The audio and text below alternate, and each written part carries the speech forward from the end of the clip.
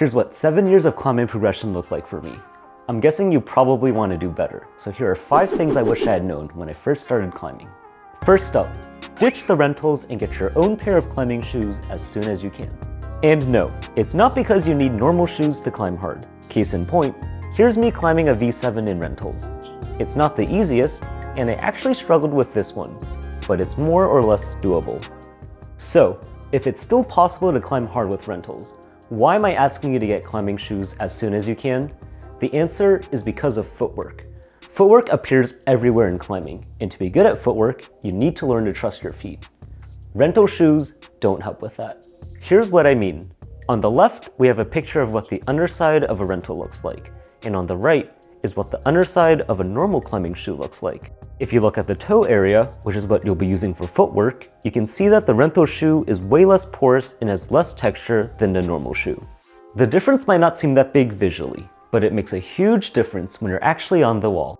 That lack of texture on rentals makes it way easier to fall off every time you put pressure on your feet, which in turn conditions you to trust your feet less. That's bad if you want to progress fast. While you might be able to get away with bad footwork on easier climbs, you're gonna have to trust your feet and use good footwork as the climbs get harder and harder. For example, in this climb, the next move is to grab this crimp with your left hand. Let's see what happens when I don't trust my feet and use bad footwork. I fall off. If we look closer, we see that I actually do manage to grab the crimp, but because I'm not engaging my feet, there's nothing preventing me from swinging out. Now let's see what happens when I trust my feet. We get the move. If we watch this in slow motion, we see that I actually still swing outwards once I hit that crimp. However, I don't fall because this time I'm trusting my feet and I'm stepping hard on this hold to counteract most of the force of that outward swing. Here's a comparison between the two. So to summarize, spend the money and get your own pair of climbing shoes. Rentals are only going to condition you to not trust your feet, which is going to hold you back as you start trying to progress to higher and higher grades. Tip number 2 is to climb twice a week. See what I did there? 2, twice. Please subscribe. Find 2 days you can commit to climbing and then actually do it. My recommendation is Tuesdays and Saturdays because that's what I did to start making progress on my climbing. Unless you're sick or injured, make no exceptions. You need to be climbing those days no matter what. If you're feeling really sore or tired that day, that sucks. But still head to the gym. Climb a V intro or something, and then call it a day. The goal is to get you consistently in the gym and climbing. We all know it at some basic level. If you want to get good at something, do that thing more. There's no way around it, and the same applies to climbing. But that's easier said than done. If you're anything like me, when I first started climbing, you're probably finding it hard to stay consistent. And this is where climbing twice a week, with no exceptions, comes in. Once I started doing that, I quickly got my first V5, and then a few months after, my first V6. Climbing twice a week isn't going to magically make you a pro climber, but in my experience, it's pretty much the bare minimum that needs to happen in order for you to be able to progress between sessions and not have your muscles atrophy. It took me more than 1 year to climb my first V5. That doesn't have to be you. Commit to climbing at least 2 times a week and you'll be seeing progress in no time. Tip 3 is to theme the climb. I couldn't think of a better name, but I promise it'll make sense. In general, all climbs have themes, and my advice is to 1. Identify those themes, and then 2. Explore them. Let's take a look at a couple of examples. If you had to give this V3 some themes, what would they be? I'll tell you my answers after I finish the climb.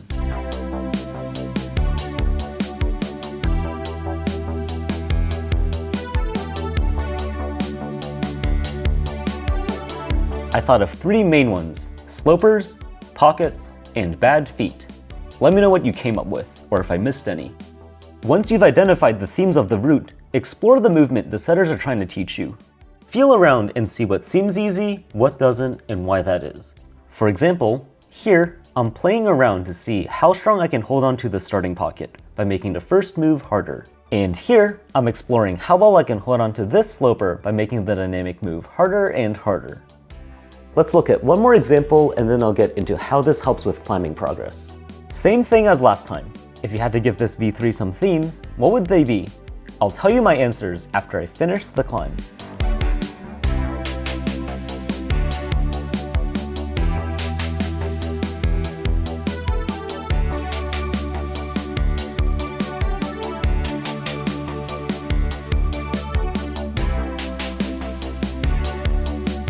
I thought of 3 main ones: slopers, dual techs, and using volumes as feet. Now, just like last time, we're making the moves harder. As you can see, these moves get real hard real fast. If you fall off, that's fine. The goal of this exercise is to get you to be more thoughtful about the different holds and movements of climbing, and to also get you to learn how to do harder movements in a relatively easy and controlled environment. When the climbs get harder, you'll have to do those same harder movements. Take this purple V7 for example. The middle part makes you reach far for a sloper. That's kind of like this move we did here. Further along, you have to hang on to a sloper. That's like this one here, where we hang off of this sloper. As you can see, these harder moves we're doing on the easier climbs do appear on harder climbs. So exploring how to do these harder moves on the easier climb will set you up for success and help you progress faster in the long run. Theming the climb is something I'd wish I'd known when I'd first started climbing. As you've just seen, doing so lets you practice and learn the moves of harder climbs in an easier setting. And this is going to help you project harder climbs and progress faster in climbing. What's the world's strongest ship? Friendship. You definitely don't need it to climb hard, but it helps. I'm pretty awkward in real life, so when I first started climbing, I mostly just kept to myself. Honestly, I still kind of do that. So, do what I say, not what I don't do. The point is, over the years, I've met many amazing climbers, and they've helped me improve so much. When I first started climbing consistently, I climbed with a friend, and we'd spend hours at the gym just going over beta and cool moves and pushing ourselves to get better. Now, I talk to strong people to steal beta, and we also make up climbs and push ourselves. So, the next time you're at the gym, go try to talk to someone. If they're a strong climber, they can give you beta and give you pointers. If they're at your level, you guys can work on beta and maybe even push each other to get better. And if they're weaker than you, then you get to show off and look cool. Either way, it's going to work out. You can't really lose. Speaking of talking to people, if you want me to look over one of your projects and give you personalized advice, look for the link in the description below.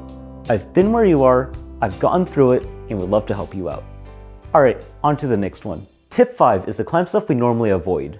Whether it's dynos, slab, slopers, crimps, whatever it is, we all have at least one type of climb we shy away from.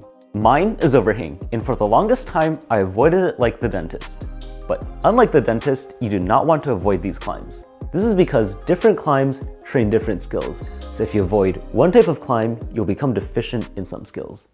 This is what happened to me when I first started climbing, and as a result, I plateaued. Let me show you what I mean. Here is a V6 on an overhang. Normally, I try to avoid climbs like these because they require a bunch of core and good footwork to stay on the wall.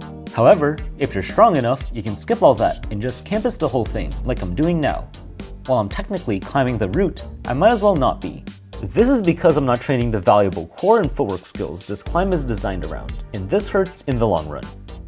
For example, looking at the start of this V6, you're supposed to step hard with your left foot and keep a tight core as you go for this next hold, like so. Avoiding or campusing climbs like this one means you'll miss out on training movements like this. I'd made this mistake, and on a harder climb like this V11, we see that I fall off trying to do the exact same movement. So, learn from my mistake and hop on climbs you normally avoid.